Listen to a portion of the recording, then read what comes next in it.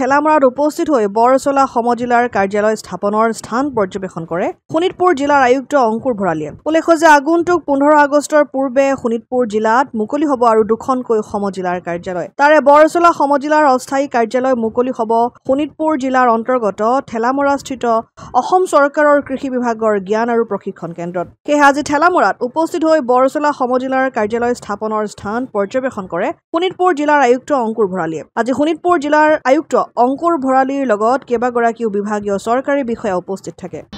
হয়, আমাৰ শোণিতপুৰ জিলাত ইতিমধ্যে ঢেকিয়াজুলি আৰু নদুৱাৰৰ সমজিলাৰ কাৰ্যালয় আমাৰ চলি আছে আৰু এতিয়া 15 আগষ্টৰ আগতে অহা 15 আগষ্টৰ আগতে আমাৰ আৰু দুখন সমজিলা কাৰ্যক্ষম হৈ উঠিব। এখন হ'ল ৰঙাপাৰা, এখন হ'ল বৰচলা। বৰচলাৰ সমজিলা আয়ুক্তৰ কাৰ্যালয় প্ৰথমতে অস্থায়ীভাৱে আমাৰ এই যিটো কৃষি বিভাগৰ সমল কেন্দ্ৰ নলেজ চেণ্টাৰ ইয়াৰ পৰা আমি আৰম্ভ কৰিম আৰু লগতে আমি ইতিমধ্যে প্ৰায় 17 বিঘা মাটি ওচৰতে আমি আইডেণ্টিফাই কৰিছোঁ য'ত আমাৰ যিটো স্থায়ী কাৰ্যালয় তাত স্থাপন কৰা হ'ব।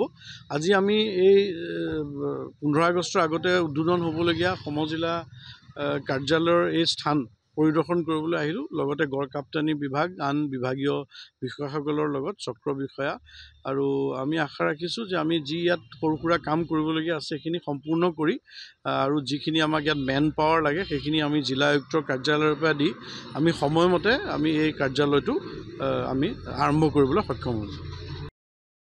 ঢেকিয়াজুলিৰ পৰা প্ৰশান্ত বৈশ্যৰ ৰিপৰ্ট, অসম আদিত্য।